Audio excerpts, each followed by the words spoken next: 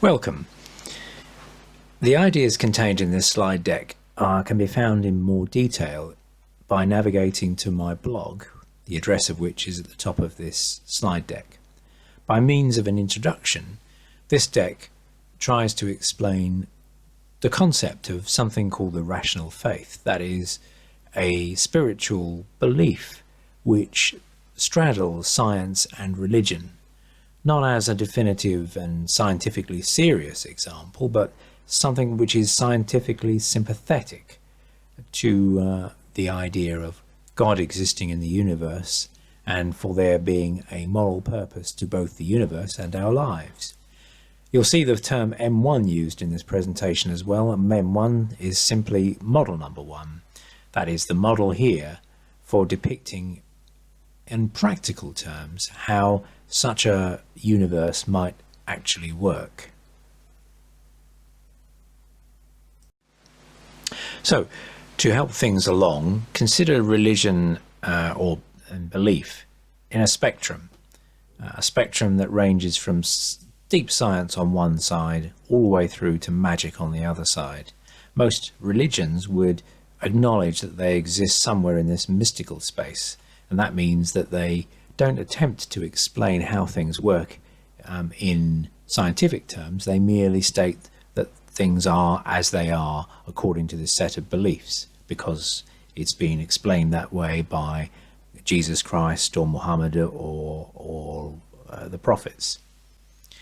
Whereas the rational faith is an attempt to distill down the ideas from those religions and then explain how they might be reconciled to what we understand about how the universe works according to science. And that's why I've shown the rational faith on the scientific side of the spectrum of belief. So M1 works from the Big Bang. I think most people understand the story of the idea of the Big Bang being that everything in the universe started with a tiny point in space-time, then there was an explosion, and from that explosion comes everything we know in the universe, all matter or all energy, and that has developed over time into the universe we know and understand today, that everything exists within it. Some folks who subscribe to the idea of the Big Bang, myself included, believe that it is in fact a cycle, that whereas we are now living in the expansion, we will eventually reach the stage of reversal and the universe will contract back in until the point where the singularity that the universe started from happens again, and there's another Big Bang. And there have been an almost infinite number of Big Bangs. The vastness of space and time we know in our universe is in fact just a small part of something much larger. The other thing that I'd like to introduce here is the idea of the primordial entity. That is a device for explaining how the Big Bang started in the first place, what was placed by the Creator. And remember, this is part of a spiritual set of beliefs, which not only triggered the Big Bang, but determined how everything that happened beyond the Big Bang occurred. The program, the code, if you like.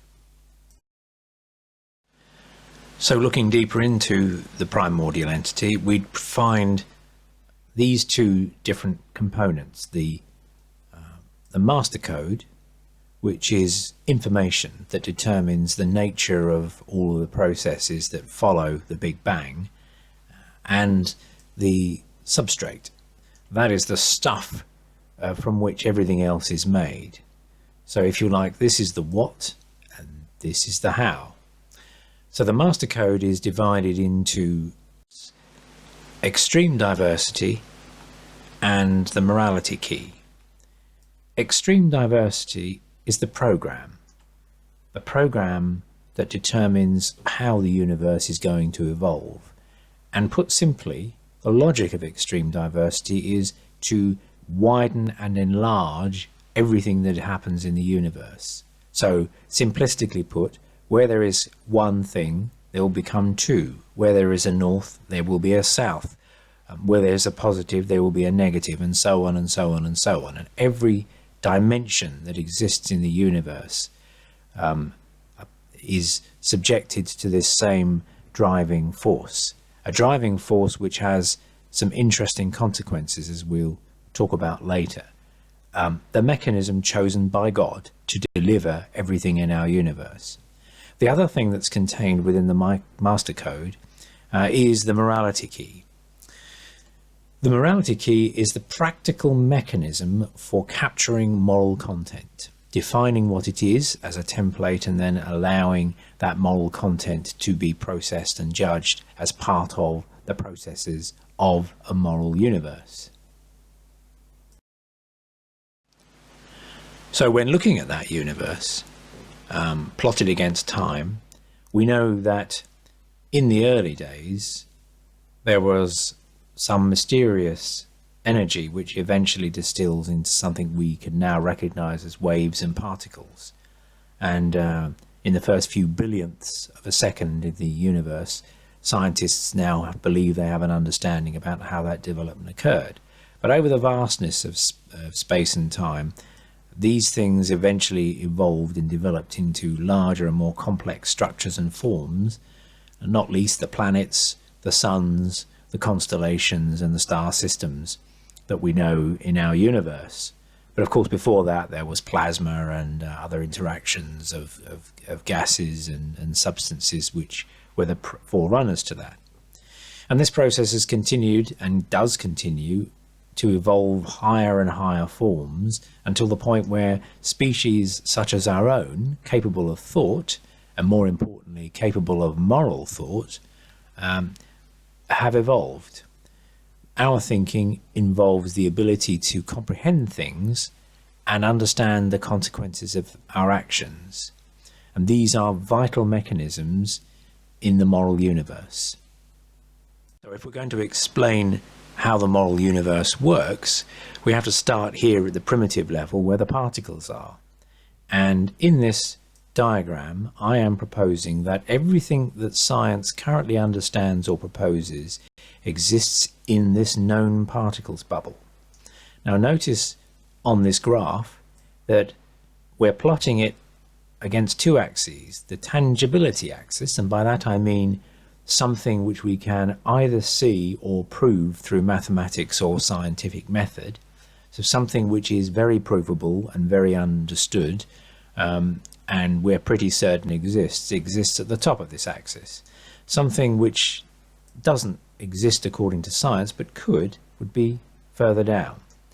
And then in terms of frequency, what I really mean here is in the overall scheme of things, in the entire universe, particles such as these, the ones we know about, I am proposing are a small minority of those that actually exist. It's just that these are the ones we know about. Further on, and it discussed in more detail in the full book, these other classes of particles exist in model number 1.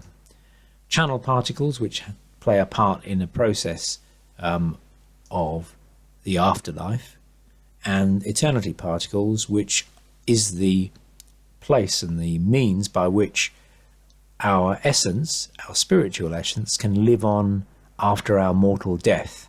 I'm not going to go into great detail here about how they might work.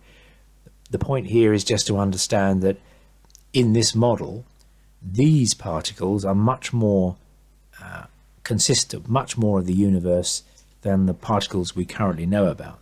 But as these are the ones we understand and can map, these are the ones we spend all our time thinking about in science. In the overall scheme of things, I'm suggesting is they are a small minority of all the particles and particle systems that exist.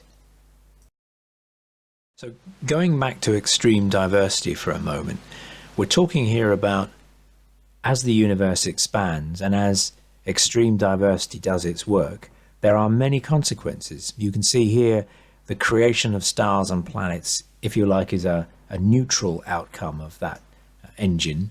And here we have some of the positives, the development of living things like humans, and some of the things that believers might describe as the miracles of life, of diversity of nature, of human civilization and animal forms of civilization, human thought, perhaps the ultimate, and freedom of choice. Those are the big positives that are created by the process of extreme diversity through the mechanisms of evolution and things which we understand very well from science. But also, we've seen great destruction and extinction, the disappearance of the dinosaurs from our own planet, and also things which we don't understand in a moral universe, the injustice and suffering of many people who live in our world, inequality, waste and destruction, not just in the human world, but in the universe itself as things decay and disappear. So extreme diversity has many outcomes, some of which we would describe as positive, but many which we would also describe as negative. So when I was talking earlier in this slide about particle classes and the ones we don't currently understand, what I was paving the way for was the mechanisms through which our evolution as a thinking species, to the point where we can make moral judgments and understand their consequences, has a role to play in the creation of something I've called the moral substrate. The moral substrate is the very stuff of the afterlife. It's the idea that we can, through our thinking, create something which is channeled through these particle mechanisms, and there's more discussion of this in the book, obviously, into the zone of existence in the universe, which we currently can't map, what I've called the eternity zone, where these obscure particles, which are much more numerous than anything we currently understand, but much more difficult to define, to detect and to understand, because our science just isn't developed enough to go there yet. So that material forms something called an afterbrain, and there are some more slides going into detail about the afterbrain later, so I'll just refer to it at this stage. And that afterbrain plays a role in the afterlife. The afterlife is the zone of existence where we can continue in some way, shape or form after our mortal death, and it's pretty central to many of the established religions, as indeed it is to the rational faith. So now we are talking more consistently about morality as a core concept within the universe, within the faith, the universe of the rational faith. So I'd like to use the mechanism of this simple equation to describe how M1 conceives that morality to work in practice. That life, moral life, exists as an opportunity for a reward, and that reward is almost certainly the extent to which we have access to the afterlife. And there is more discussion about what the afterlife might actually be later in this deck, and of course in the text. So if that is the potential for reward, our means of achieving those rewards is this simple equation. Our moral achievements, that is the moral value of our achievements, and that can be anything from thinking good thoughts to doing good deeds, and understanding as we make those decisions, as we commit that energy, what the consequences and value of those things are, divided by the capability we either have inherited or have developed. And part of the morality discussed in M1 is the obligation on all of us to develop and increase our capacity. Of course, what this equation leads to is the idea that the greater our capability, the more difficult it is for us to achieve things of high value because of this equation. Those of us who have greater capability have a larger obligation to achieve things of greater value in order to access this reward. Conversely, those of us who have little capability, or perhaps even suffer from disabilities of one kind or another, or whose lives are blighted by suffering and the need to survive, have to do very little to achieve rewards. Even the most modest positive thought is enough to gain lots of credits using this equation. And following on from that, there is the means by which we earn those rewards. And I've described them simplistically here as the moral polarity of that choice, i.e. good versus evil, destructive versus creative,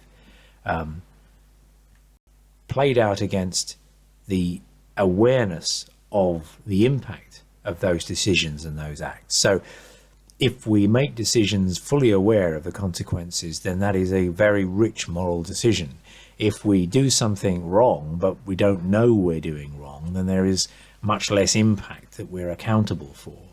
It's playing these two things off together that define the potential for reward, and the rewards are accumulating into the possibility of access to the afterlife. So how does that actually work in practice? What's happening under the covers, if you like, as we make these moral decisions?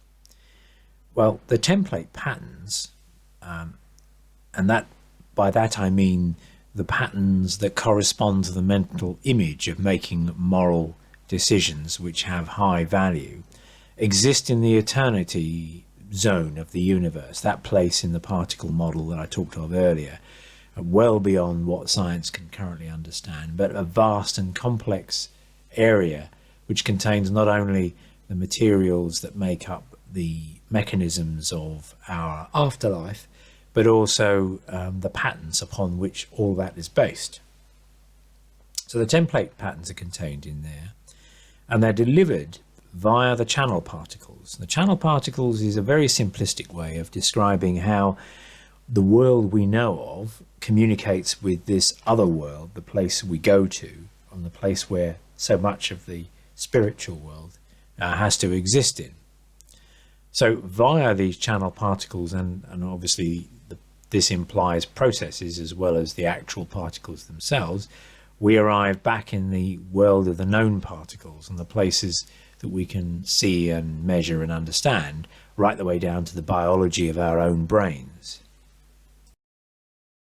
Now, talking of the brain, this is my simplistic model of how the brain might be thought of in the context of some of the processes we've been talking about in this slide deck. At the center of it is this miraculous thing we call consciousness, which includes the means by which we make decisions and how we perceive things as rich as emotions or as physical sensation, and the emotional feelings that go along with those, all existing inside this snapshot area of the brain, which when considered over time is what we call consciousness. And this part of the brain is being stimulated all the time by senses that are coming from various parts of our bodies, everything from the most obvious sight and sound right the way through to nervous sensations coming from our central nervous system and various other parts of the body. Now, these senses work through to consciousness via memory. So as we know, when we experience something hot, we know it's hot because we've experienced it before and it's embedded somewhere in memory. It's not just a simple process of sending a charge from the stimulus straight through to consciousness. It is processed somehow in memory, and our consciousness generates actions through the motors, processes in the brain that convert an idea and an intention into action by raising an arm or clenching a fist or putting one foot in front of another or whatever it is. It's the conversion of that electrical decision-making process into a physical action that has an impact in the outside world. Now, somewhere in there are the embedded morality patterns, and these morality patterns consist of both the template that shows what the components of a negative or positive moral decision are, and the ability to capture the context in which those decisions were made. That is to say, how capable the brain was, how aware the brain was when this decision was made. More of this a little later. But at this stage, suffice to say that this mechanism of converting stimuli and thoughts through the area of consciousness and out into the real world involves access to and manipulation of these embedded morality patterns. And where are they? They're in every single cell, in every single part of the brain and the parts of the brain that perform these functions. So taking a step back and looking at this simplistic model of the brain and how it works, I'd like to add a few more dimensions to this discussion. First of all, the idea of a thought episode. So I'm trying to understand how consciousness works. I would propose that thoughts exist as a sequence of things which are joined together and exist for a certain amount of time, things which are related to a theme. A thought episode in a moral context is something where a period of time in which a decision to act is made. And in that period of time, free choice is exercised, and the consequences are either wholly or largely understood. And when I say understood, I mean perception of understanding. It may be misplaced, but we believe we understand the outcome of what or the impact of what we're thinking. Now, the memory trail for this is held inside the brain. The brain somehow takes something from that thought episode, and there are vast numbers of them, obviously, that are encountered during our lifetime, compresses them and holds the salient parts of them in memory so that they can be recalled later, and also gives us a sense of what kind of life we're living.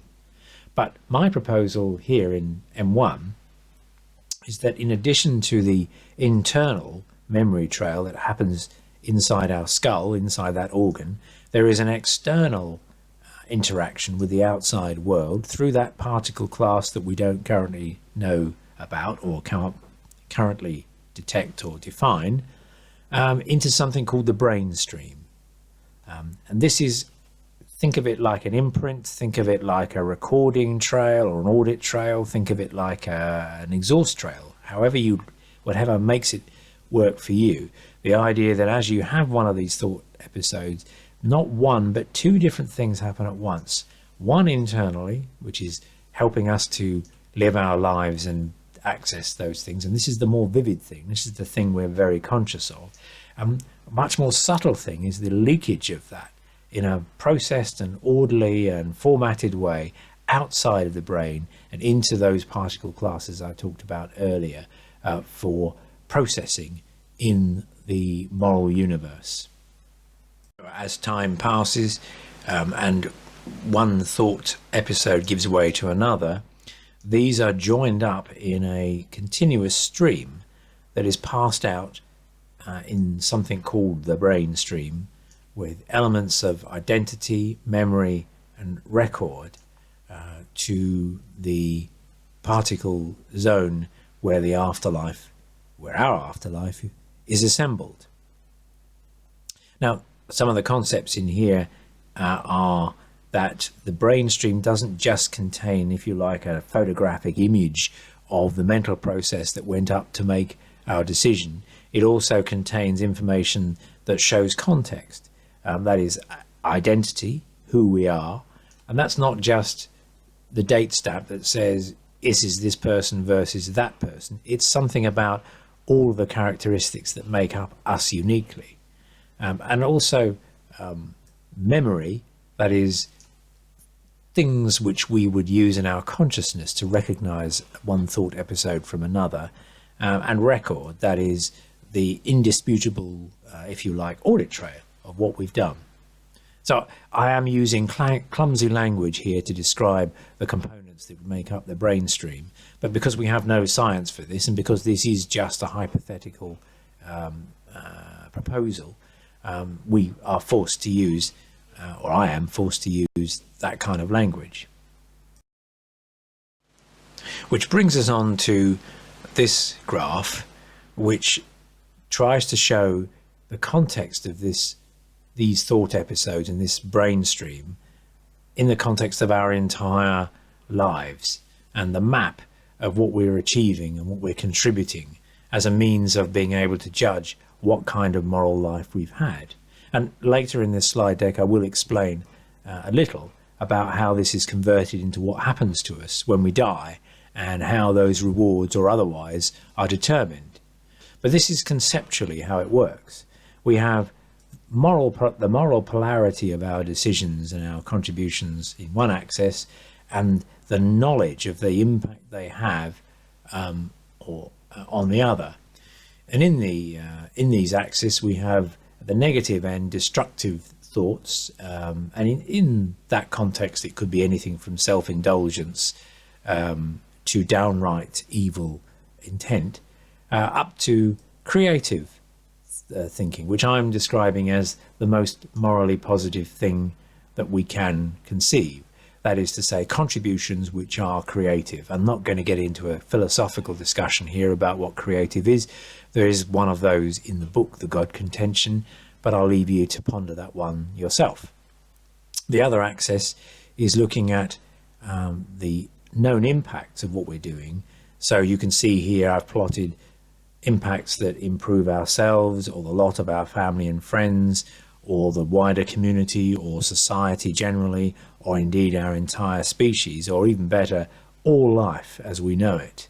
And what this slide tries to demonstrate is that we may ourselves believe this is a scale model of what we've done with our lives so far, probably understating it because most of us do that.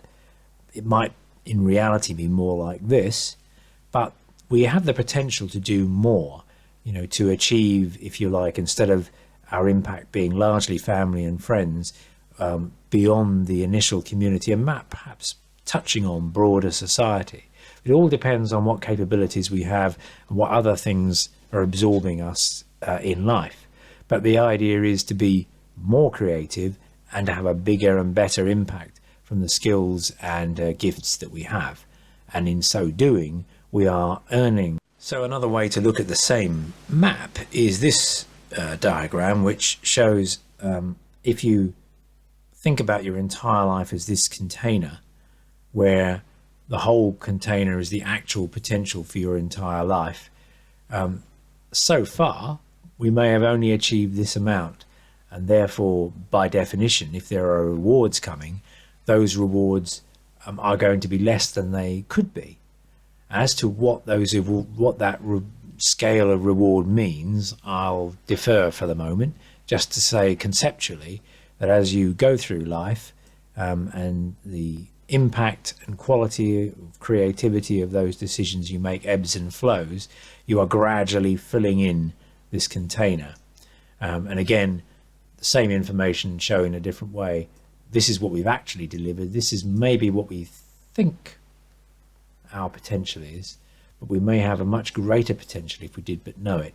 And part of the moral universe is the obligation imposed upon us to extend our potential so that we can deliver more and be more and give more.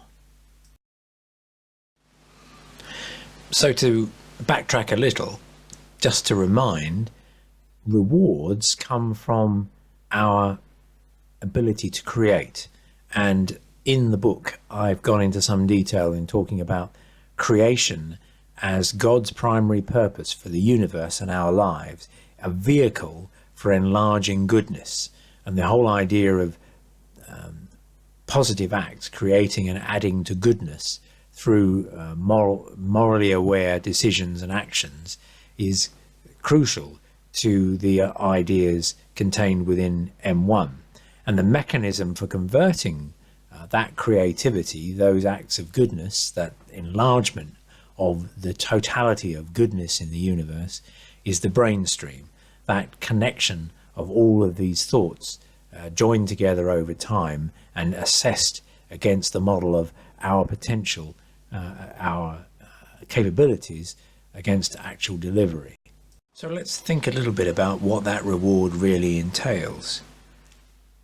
We know that everything we enjoy in life about consciousness and all of the wonderful experiences of being alive come from the brain, because in the end all of those sensations, from smells and tastes and touches and the memory and the emotions that go with it, all of it is processed, held and memorized in our brain.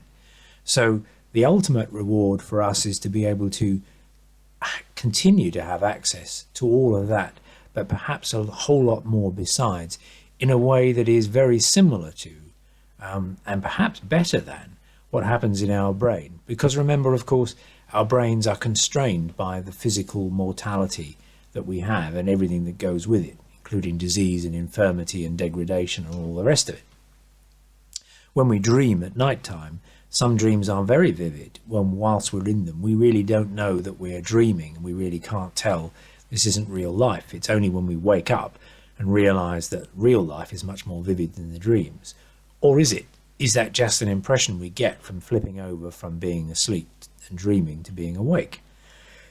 But the concept is that the afterlife would consist of some kind of enhanced but out-of-body ongoing mental existence, not only allowing us access to our own history and emotions, but perhaps those of others, loved ones and people we didn't know, people from other times, etc., etc.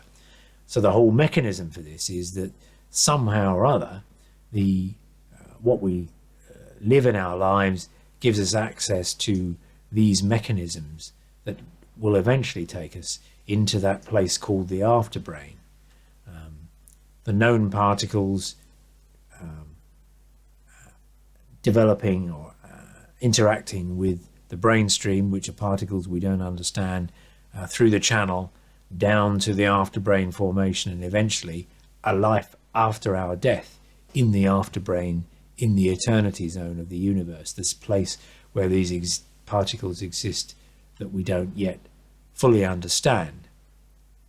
Moving between one and the other, our mortal bodies die and our brains stop functioning, but our lives, our mental lives, emotional lives, and most importantly our moral lives can continue somewhere else, in a place where all the ravages of the universe can't reach us, because they exist in this different class of reality. Given the centrality of this idea of an afterbrain as the reward for a good moral life, let's take a quick look at what that might be mapped against the model of the brain I used earlier. So it's the same basic model, except of course that instead of carrying sensory information from parts of our body which no longer exists, the senses are now being stimulated by other afterbrains, those who have gone before us and have already made this journey into the afterlife. And that is a very powerful concept, because it means we have the means of connecting up with our family, our friends, our loved ones, but also of course many strangers, every living person that has passed into the afterlife, and perhaps other species too. Who knows how this interaction might work. Our memory is the means by which we retain something of our personality and identity in this world, whilst interacting with a much broader experience in the afterlife, where anything that you can think can become real, because there is no constraint to what we can do. Consciousness in this afterlife would be a greatly enhanced state, because it's like being in a dream, only absolutely as vivid and as real life. And in this same world, the action of motors isn't to move arms and legs and make us do things. It's how we interact with other people, other organisms, other entities in this afterbrain zone of the universe. And the outside world in this context is a much broader place than just our little planet in our little corner of the universe. All afterbrains of all time and all species, conceivably giving us the ability to step through gateways of experiences into other worlds as infinite as what you can conceive of. The whole thing, a very exciting idea, very exciting prospect, and available forever through eternity. So what we need to look at now is how these afterbrains are formed, because they're clearly not the same thing as our old physical brains. These are the product of the conversion process. These moral thought episodes have been passed through the brainstream and arrive at their destination in this eternity zone, where they're converted using the morality keys, which take the content and assess it by applying this achievement over capability formula to derive a scaling for our afterbrain. And I'm suggesting here that the scaling has two dimensions. One of them is scope, so it's the size of the capabilities in our afterbrain. How much of this afterlife can we really enjoy? How much horsepower have we got, if you like? How powerful is that brain going to be in terms of its capabilities? And the other dimension is depth, the volume of identity and memory preserved from our mortal life, which we keep in this afterbrain. And if we achieve much morally and we expand our capabilities, we can expect a very broad set of skills and a lot of identity and memory. If we've lived a bad life and haven't achieved very much, then we can expect less of both of these things in the afterbrain. In other words, the afterbrain is bigger and better according to the quality of our moral life. This is the ultimate formula for how we are rewarded. So I think it's fair to ask what kind of mapping goes on in that conversion process that takes our brain stream and converts them into this new afterbrain where we live forevermore. Yes, it uses the morality key, but I think if we're trying to make this into something a bit more comprehensible, then we have to look at the organized religions, which I don't reject in terms of their core beliefs or their history of messaging, if you like, from God. I think it's a legitimate exercise to try and distill some of the things from the Ten Commandments to give us a clue. There are other value structures discussed in the God Contention which have a similar purpose to the Ten Commandments in other religions. And I've distilled these three basic commandments, these three basic guidances: thou shalt create, thou shalt respect, and thou shalt be true.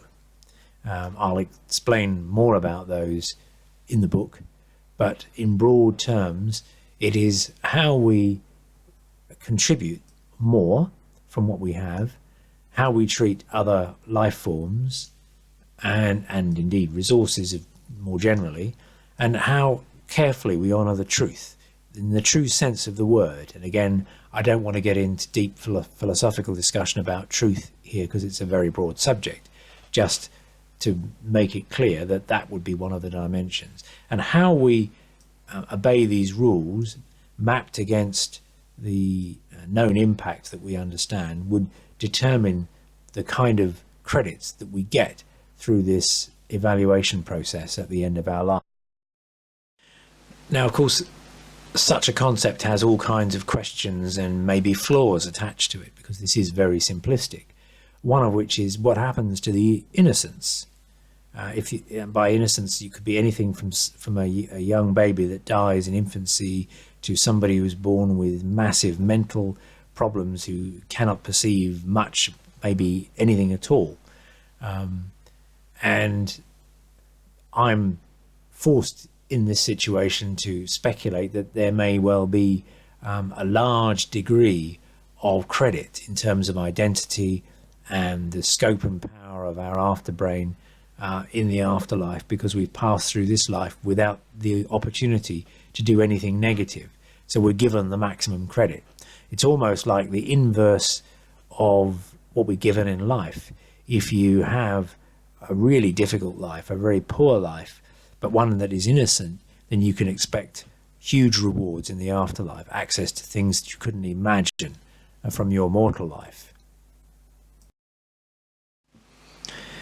And conversely, if you're a suicide bomber or somebody who carries out acts of deep evil, you're likely to have reduced any opportunity for reward in the afterlife. You may not be allowed to keep your identity. You may not have access to all but the most rudimentary powers of the afterbrain. In fact, ultimately, you may have contributed so much evil that it wipes out any credits for any good. And in a situation like that, there would be no afterlife. That's the ultimate sanction for a totally evil life, and no afterlife. And whilst that may not be particularly threatening to folks who perpetrate evil in our mortal world, it is in the end the ultimate sanction for those who do not honour the ideas of the moral universe.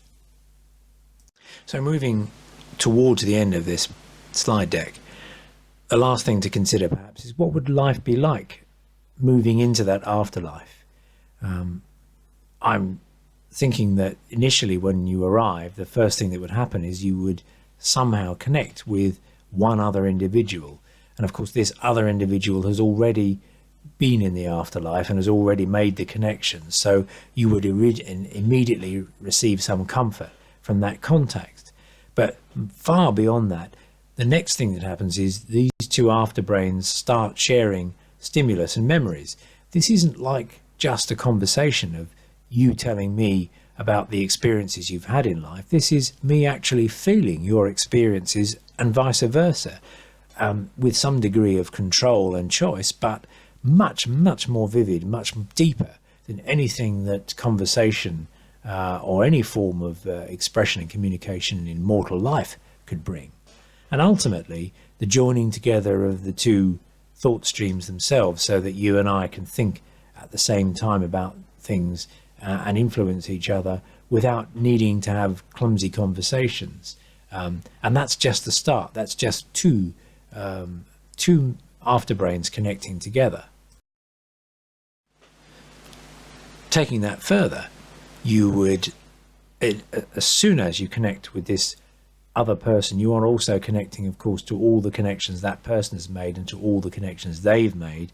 And these connections make up the totality of the afterlife. Every afterbrain that has been formed and that exists and is going on and is interacting now becomes part of your overall scope of experience, communication, emotion, and your ability to navigate backwards through time, through all those experiences, everybody who's ever lived in every other place, unshackled by the physical restrictions of the mortal body, and also, of course, the difficulties of our mortal brains in terms of language or perception or comprehension, all removed, because now you have access to the intelligence and the capabilities of this entire assembly, not just those of yourself. It is virtually impossible to conceive of anything more exciting than that. But that, I believe, is what the afterlife could hold for us, in a place that we can't quite yet understand or reach out to.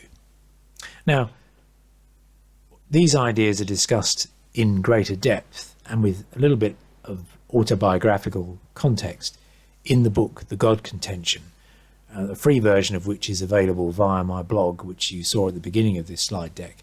And if you have an Amazon Kindle, for a very small charge, you can download a formatted version which might be easier to read. I'm not in any way plugging that. I couldn't give the book away free on Amazon. That's the reason why they charge for it. There's a free PDF version available via the blog and the website. What I would suggest you do, if you're interested in these ideas, is to go to the blog, and it will then route you out towards either Amazon or the website, where you can see more. In a slide deck and in this brief conversation, it's been impossible to really get in any detail into the ideas behind this. But just remember, the purpose behind this is to show that it's possible that there is a mechanism for God and morality in the universe that is completely compatible with what we know from science. It also answers some of the deeper questions, which include, why does God allow so many bad things to happen in the world? And that's the reason why many people don't believe in God, because of the awful destruction and evil that happens in the world. And the answer is, we cannot, without freedom of choice, make moral decisions and create moral substrate. The means to deliver all of the diversity which has given us the brains and the capability of making those decisions is extreme diversity. And the reason why God chose extreme diversity, with all of its side effects and all of its downsides, is that it is the only mechanism that gives genuine freedom of choice. Anything less than that would mean that our whole existence is predetermined, preordained, and that we don't really have choice at all. Therefore, we're not really creating. Now, if you're interested in joining that discussion more, then read the book and post some comments on the blog or on the website. Thank you for your time and attention, and I hope that this will be of some value to you in pursuing your own investigation of the spiritual universe.